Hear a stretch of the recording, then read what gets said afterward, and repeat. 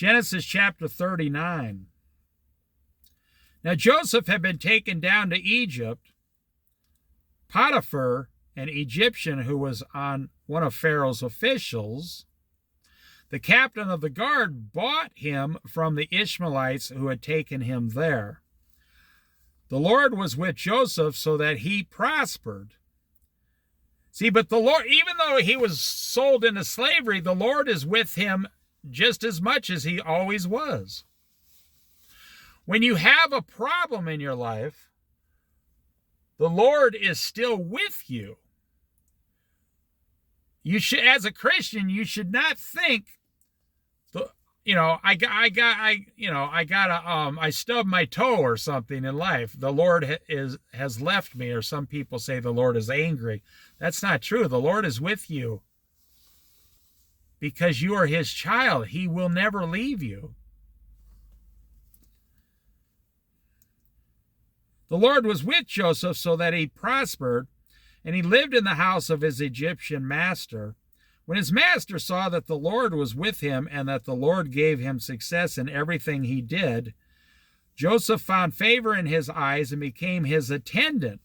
So now he's in charge of everything in the household, Joseph the slave. It wasn't like modern day slaves where you're beaten and mistreated. No, you could move up in the ranks as a slave back then and be a very important person. But I wanted to make the point that when the Lord is with you, everyone around you will eventually notice the Lord is also with you.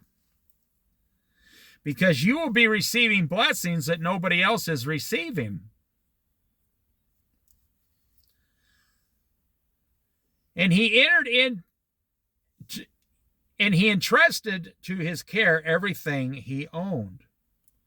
Can you imagine how perfect Joseph must have been? I mean, this guy was like, I own $10 million. I'm going to put you in charge of all of it.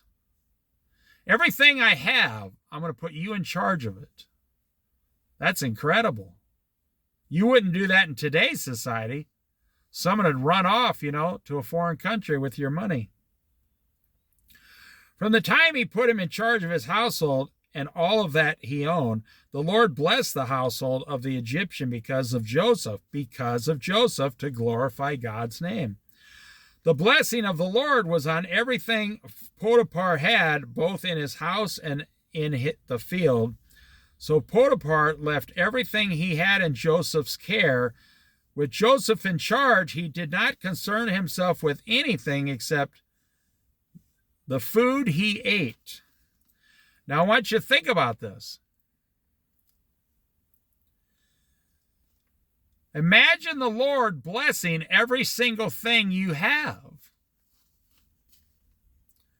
Now, Joseph was well built and handsome. And after a while, his master's wife took notice of Joseph. Well, here comes some problems. His owner's, wife now wants to sleep with him. Come to bed with me. But he refused. With me in charge, he told her, my master does not concern himself with anything in the house. Everything he owns, he has entrusted to my care. No one is greater in the house than I am. See, this is, you can't forget about the devil in the Old Testament. The devil's coming along and saying, I'm going to see if Joseph will sleep with the master's wife. That's why we follow Jesus, so we know what God likes and doesn't like. And then we do what God likes, and we try to never, ever do what God doesn't like. We try not to sin. No one is greater in this house than I am. My master has withheld nothing from me except you, because you are his wife. How then could I do such a wicked thing and sin against God? See, she's asking him to sin against God. When you go down to the liquor store tonight to buy liquor for your football or basketball party, you're sinning against God. When you look at other women sexually on the street, you're sinning against God. When you don't read your Bible, you're sinning against God. It's just the way it is, but nobody today is paying attention. Very few people are paying attention. When's the last time you heard someone say to you, one of your best friends or your relatives, that they were concerned that they would not sin against God with their behavior? You never hear anybody talk like that. There's nobody you know that talks like that except your minister.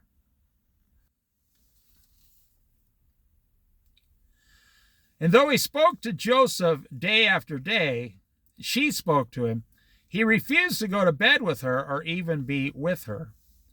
One day he went into the house to attend to his duties, and none of the household servants was inside. She caught him by the cloak and said, "Come to bed with me." But he left his cloak in her hand and ran out of the house.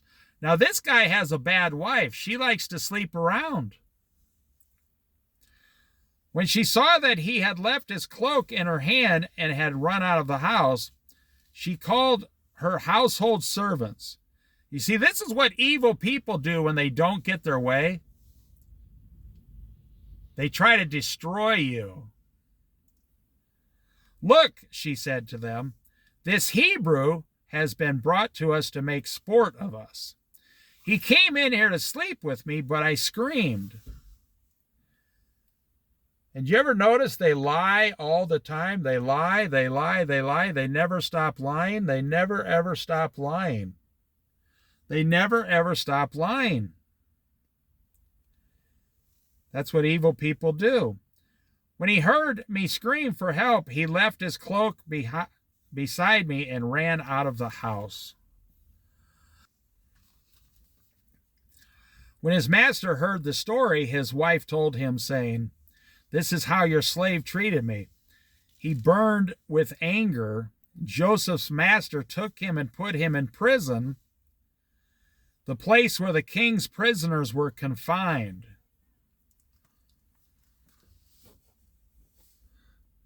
So Joseph didn't do it.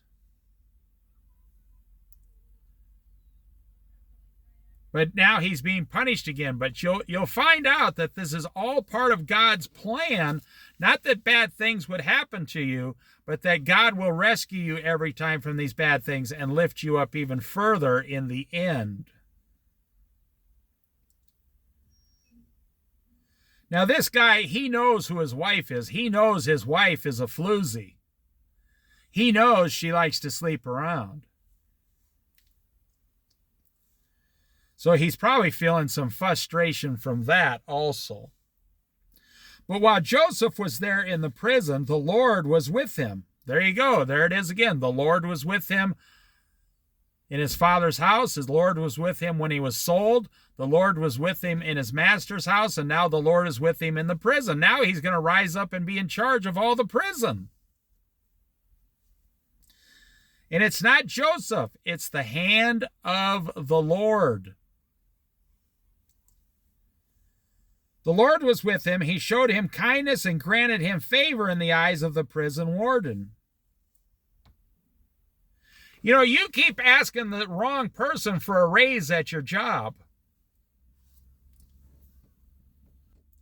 You should never talk or speak against your job. But you keep asking the wrong person for a raise. You keep asking your boss for a raise and complaining.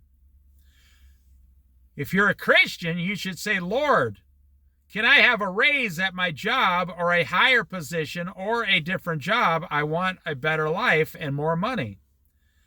The Lord will probably say yes if you're willing to do the work.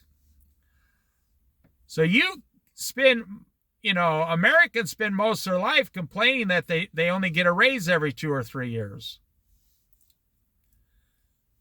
But what if the hand of the Lord was with you like Joseph, and the Lord gave you benefits above everybody else because you follow him? You're not talking to the right person. You should be talking to Jesus. So the warden put Joseph in charge of all those held in the prison, and he was made responsible for all that was done there. The warden paid no attention to anything under Joseph's care because the Lord was with Joseph and gave him success in whatever he did. Could you imagine living your whole life, the Lord giving you success in everything you touch?